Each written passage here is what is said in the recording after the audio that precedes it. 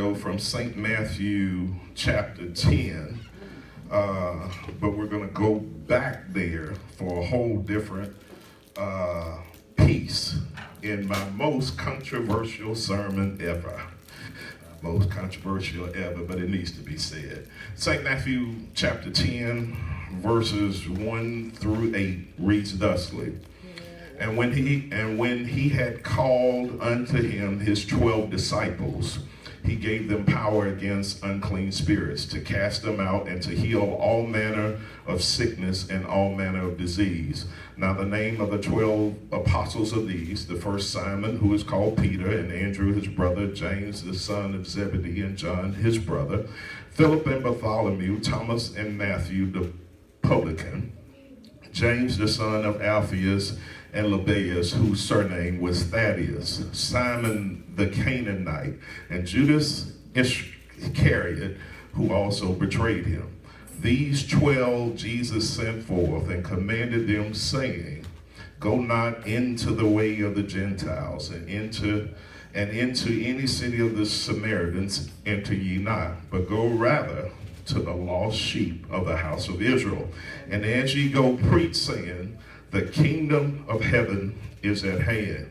Heal the sick, cleanse the lepers, raise the dead, cast out devils. Freely ye have received, freely give.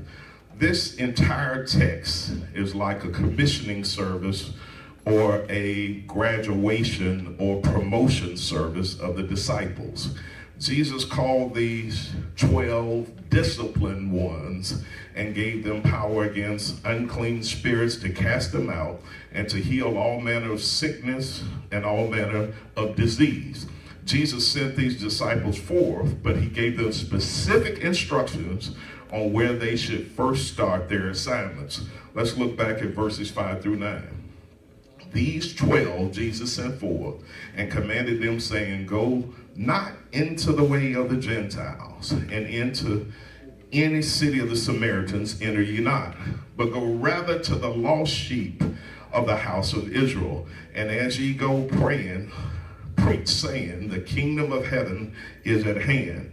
Heal the sick, cleanse the lepers, raise the dead, cast out devils. Freely ye have received, freely give. Look at St. Matthew 10, verse 6.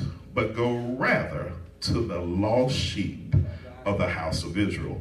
Jesus is telling his disciples that before they go out and save the rest of the known world, that their first assignment is to the lost sheep of the house of Israel.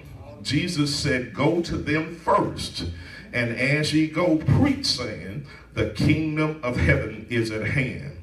Heal the sick, cleanse the lepers, raise the dead, cast out devils. Freely ye have received, freely give. For a few minutes on this Sunday, as I said, I'll attempt to deliver one of my most controversial messages ever. Say this with me. Saving Black Memphis. Now look at someone else and say, Saving Black Memphis. Now let me say it. Saving Black Memphis. Saints, there's pain in all corners of our world.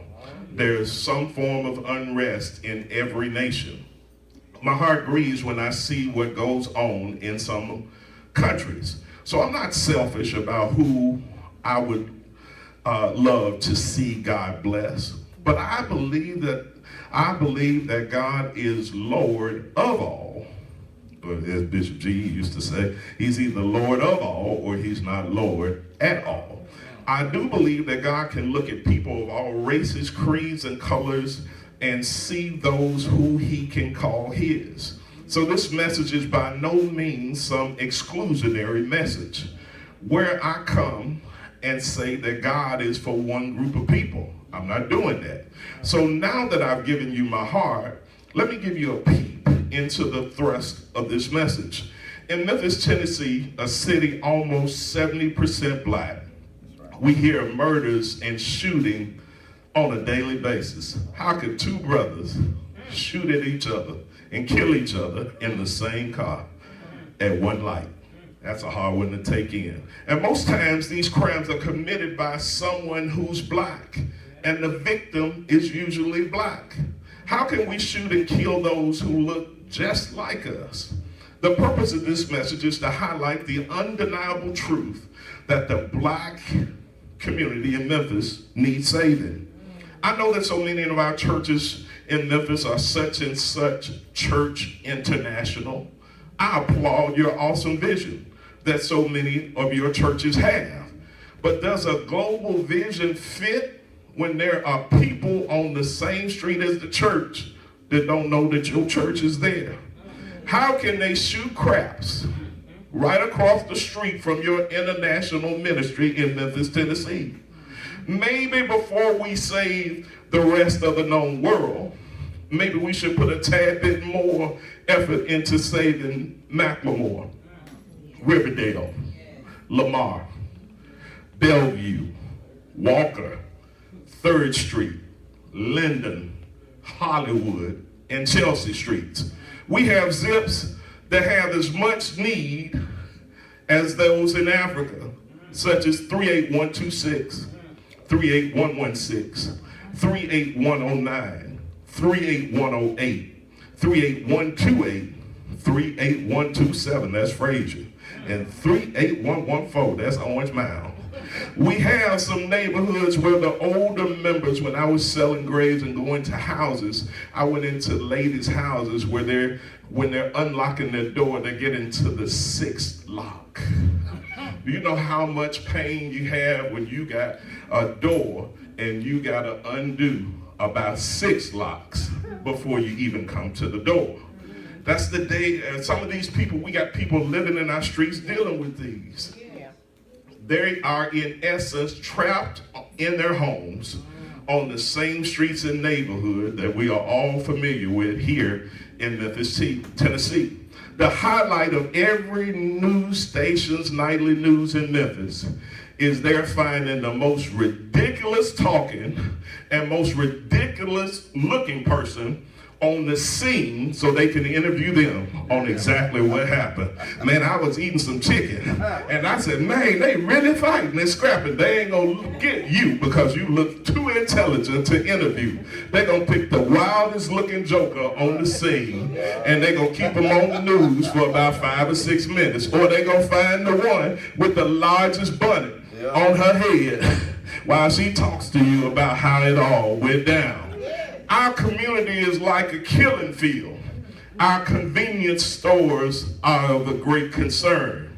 Our kids are taking guns to school, and they tell me that those kids that are taking guns to school, that they often are the good kids, but they're just tired of getting bullied.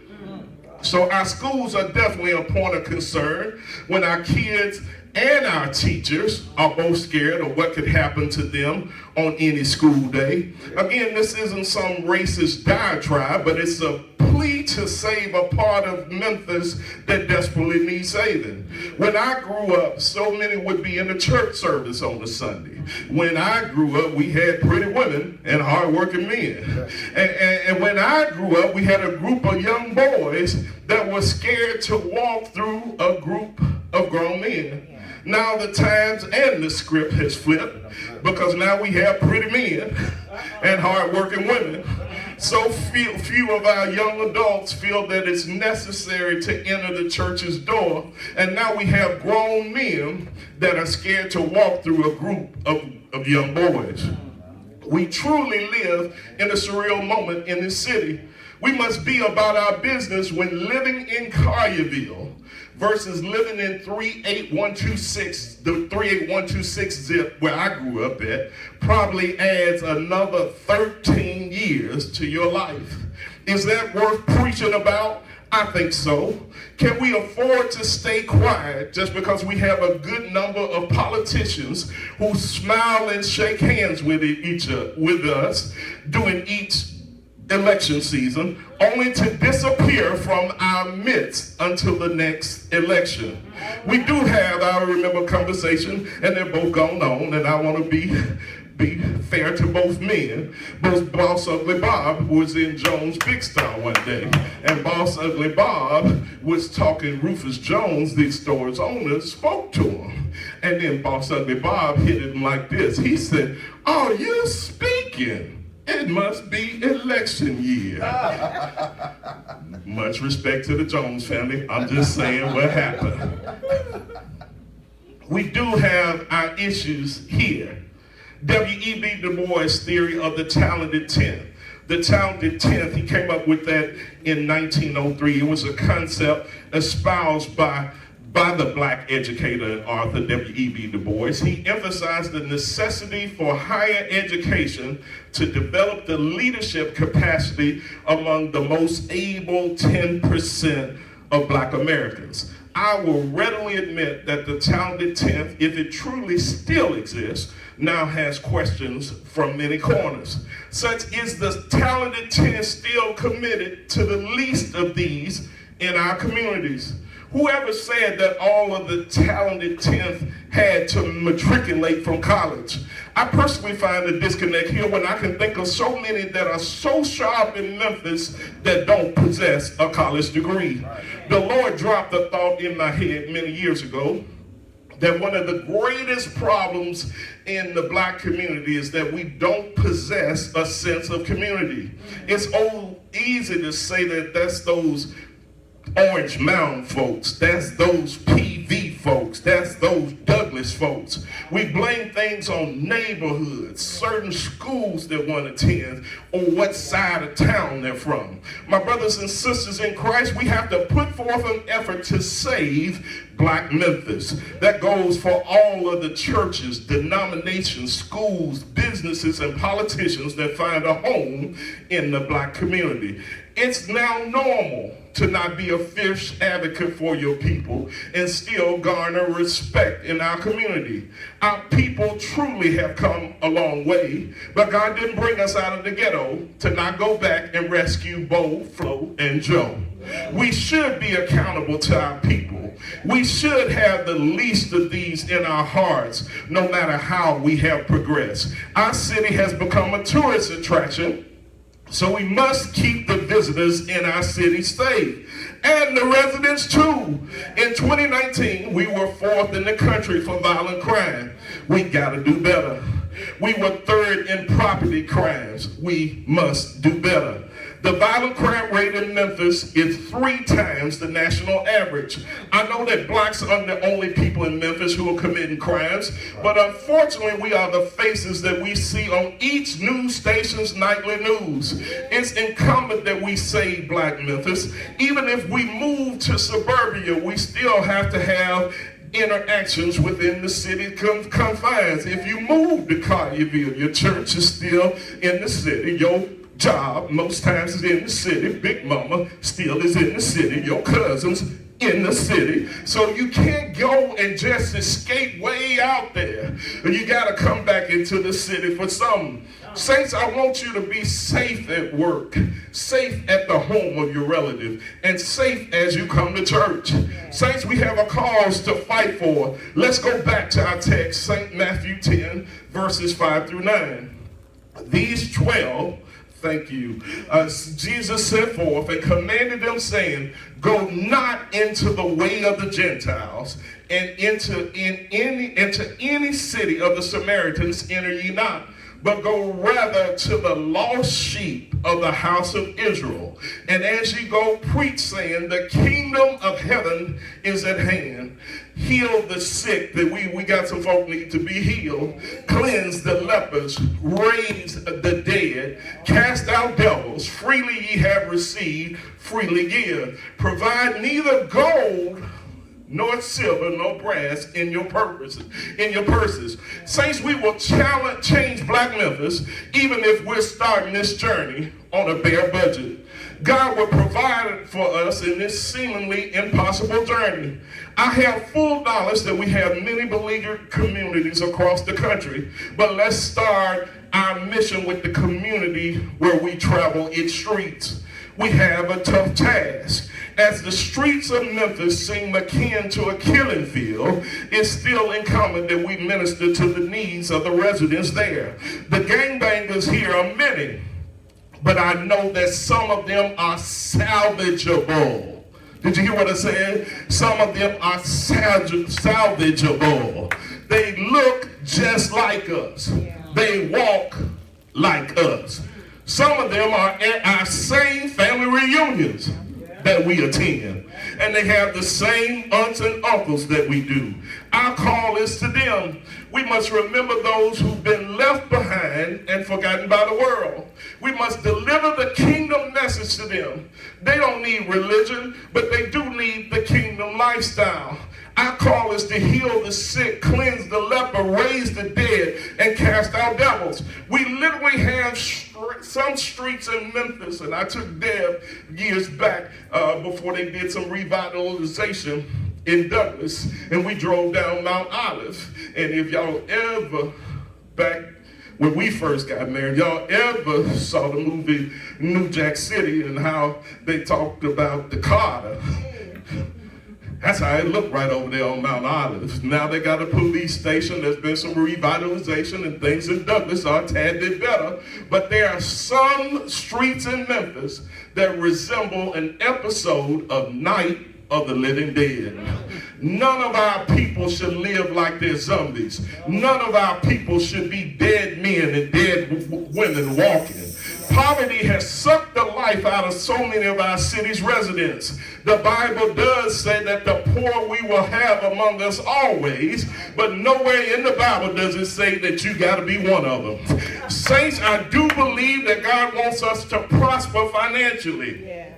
Our children need great businessmen and great businesswomen to model themselves after. Saints, there's a problem when a significant percentage of black Memphians live in poverty. Why do we need to travel overseas to save when we have an entire community to save right under our noses? Our jails are full with us. If you go to 201 Poplar to pay a ticket on nearly any day of the week looking for justice, that's exactly what you're going to find. Just us. All right. Blacks are dead last in the amount of household income amongst all of the ethnicities. I say there's a problem and a cause that needs to be addressed. Do you not agree? The disparities that exist in Shelby County far outnumber the national trends. How can we have silent pulpits when there's so much pain in our community? How can we preach about so many sermons about heaven and not address the hell that so many of our people are living through? How can we go out to partner with them in Bellevue Baptist, but you can't partner with the Black Kirk Church that's right across the street from you? So many questions are pertinent for this moment. We got silent pulpits and we got so much pain in our community. Our people consistently suffer from higher rates of poverty. Poverty is passed from one generation to the next. None of this message sells our new normal that we're living in since COVID. Will there be a single automobile glass window left in Memphis? Memphis is #1 in poverty and child poverty. Isn't that worth preaching about one Sunday? Yeah. Can you just give up Daniel in the lion's den for one Sunday to talk about what's happening right under your nose? Aren't you tired of attending the funerals of our young people? We have to teach self-love amongst our people again. Why isn't the life of our brothers and sisters not worth hardly anything to some of us? How can we kill our family members over who ate the last pork chop or who drank the last of the Kool-Aid? Memphis, we have a problem. How many of you want to see Black Memphis saved? I'm talking about our families, our friends, our church members, our classmates, and our co-workers. Aren't they worth saving? Why aren't we preaching about them? and preaching and reaching out to them. Saints, before we travel across the water to save, let's save those who are just a rock throw from us right now. Let's restore life to our city. Let's remember the words of 2 Corinthians 7 verse 14, 2 Chronicles chapter 7 verse 14. If my people who are called by my name, which are called by my name, shall humble themselves and pray and seek my face and turn from their wicked ways, God talking, then I will hear from heaven and I will forgive their sin and I will heal their land. Is there any healing that needs to be done in Memphis, Tennessee? Isaiah, the eagle-eyed prophet, said this in Isaiah 58 and 12, in case you all thought I was just giving some discourse and I had ate a lot of steak one night and a lot of grits and a lot of grease. I'm going to show you how I'm going to tie it up. And it said this, and they that shall be of thee shall build the old waste places. Thou shalt raise up the foundations of many generations, and then thou shalt be called the repairer of the breach, the restorer of paths to dwell in. Our place needs resurrection. We need restoration in Memphis, Tennessee. There's a lot of new development going on in Memphis. The BWAT Outreach Organization states this: a community cannot have such a high percentage of people in poverty without affecting everyone. I told you I talked to a councilman, a council person or commissioner out there in Collierville, and he was telling me that they have crimes in Collierville, and it's rising, but they can't talk about it because we got a $90 million school we're trying to pay for. So what you don't see on the news, they out there clowning in Collierville too. They used to be unwise and just rob the poor. What sense does it make robbing your brother? They ain't got but $2.53, but they out there robbing them too. So that's what it said. The data point to this fact very clearly.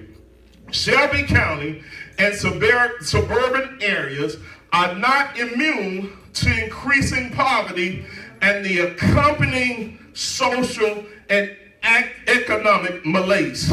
That bad times can come out there too. We must understand that to eliminate poverty, we need to work together for the benefit of all. For Memphis to become better, saints, we need black Memphis to be better. We need black Memphis to be saved. Memphis will truly be a better place. Memphis will be a safer place. Memphis will be a greater place if we save black Memphis. It's amazing that as we got so many professionals that we can laud right now. A friend of mine, Julius Lewis, that runs Heritage Entertainment, went back to Common School 3 weeks ago and gave them a check for $50,000. And just a couple of days later, the school falls in. And they're not talking about those kids going back quickly. When you add Cummins to LaRose, you don't think it's going to be some problems? Some of those kids were walking to Cummins because it was close. What are they going to do when now you've increased that by 1.5 miles? You've taken them out of one neighborhood into the next. And so many, I see politicians and everybody's gearing up to run for mayor right now. And everybody sees their political, God bless you, Brother Joe, praying for you, and see their candidate. They want to push their candidate, and they don't even come in our community. And I'm fine with progress. I'm fine with you blowing up. But why can't you touch our people? Right. Folks, if you got the talented 10th and you got the person on the street, neither one can prosper without each other. Right. When they come and the programs adversely affect people that look like you, because you bourgeois, don't mean that they ain't thinking of you too. When they go home and call you that name, they just call you an educated name. She's an educated. She's a rich. She's a pretty. But guess what? The name is the same. We gotta save our brothers and sisters. We gotta push for our brothers and sisters. I hear all of these outreaches, and I say, how can they not know you? The lady, Thaddeus Matthews, a couple years ago, went and saved the old lady's house. Thaddeus now. And it's right across the street from a large church. Why did it take him to come? Y'all parking in front of her house every week. You're talking about the gospel. You're preaching the house down, and right under your nose, there's an old lady's house that's about to come down, and your church is large enough to do something about it.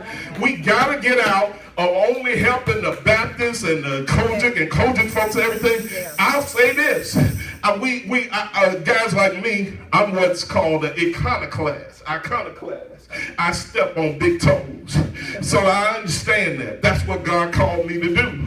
But there's more than one Kojic preacher in Memphis. There is. There's more than 5 preachers in Memphis when the government comes, and they got to talk to these same 5 every time. Do you think those same 5 speak for everybody? No. Do you think they know every issue? No. What deals have y'all made? What back doors? You support me on this, I'll support you on that. Yeah. Folks, it ain't worth that. Don't sell yourself so cheaply. We need each other. You ain't going nowhere without each other.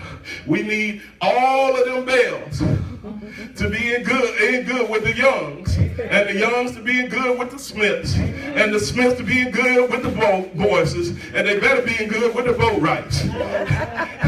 We all need each other. Let's save Black Memphis. That's our mission. Save what nobody else is paying attention to. How many of y'all think want to hear your message of church when people come to their community, and I'm through, walk out of the community, never talk to them? I remember years ago when we were building the gym and the Family Life Center, and Bishop G.E.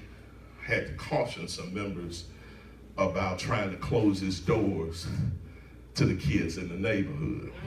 He said, the kids in the neighborhood follow the rules.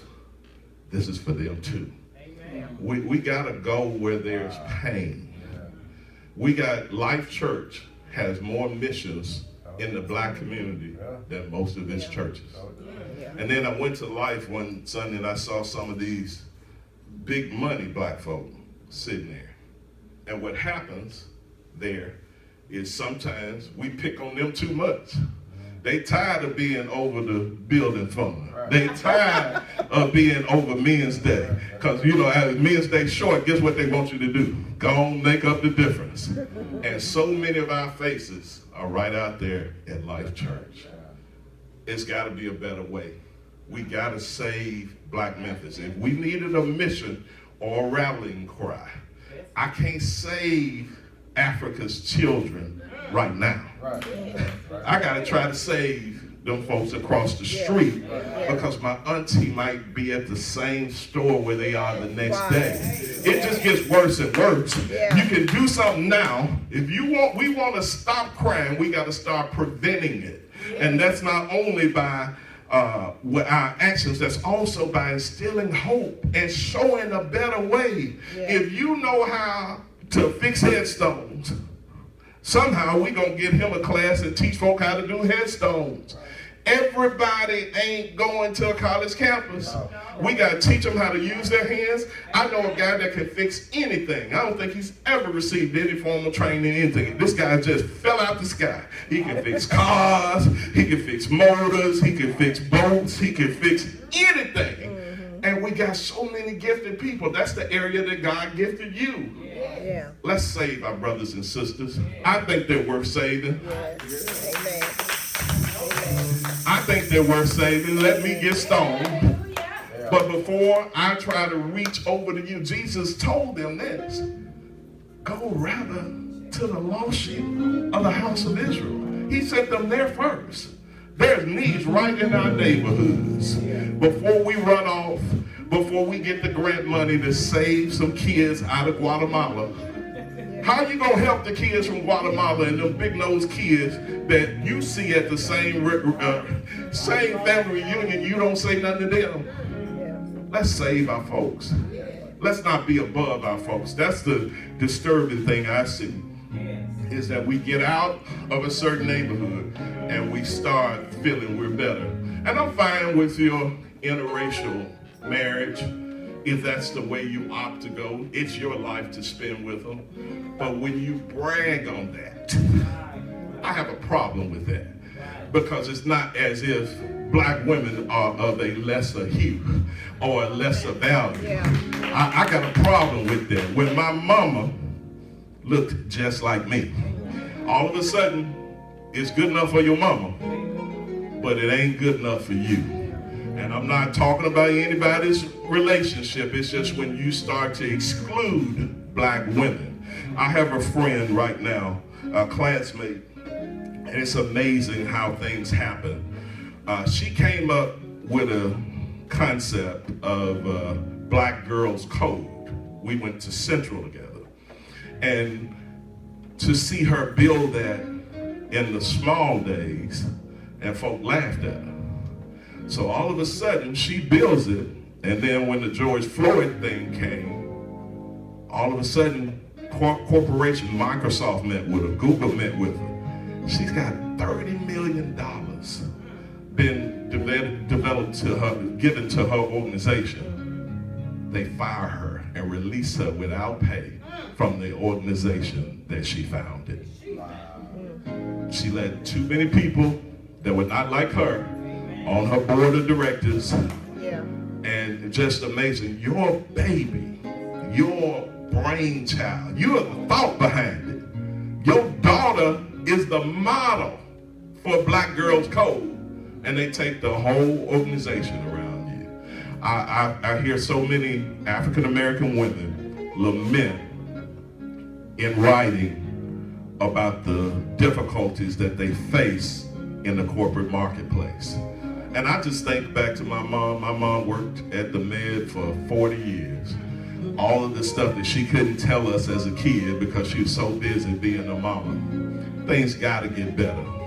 We're gonna make them respect our women. Now I'm fine with you doing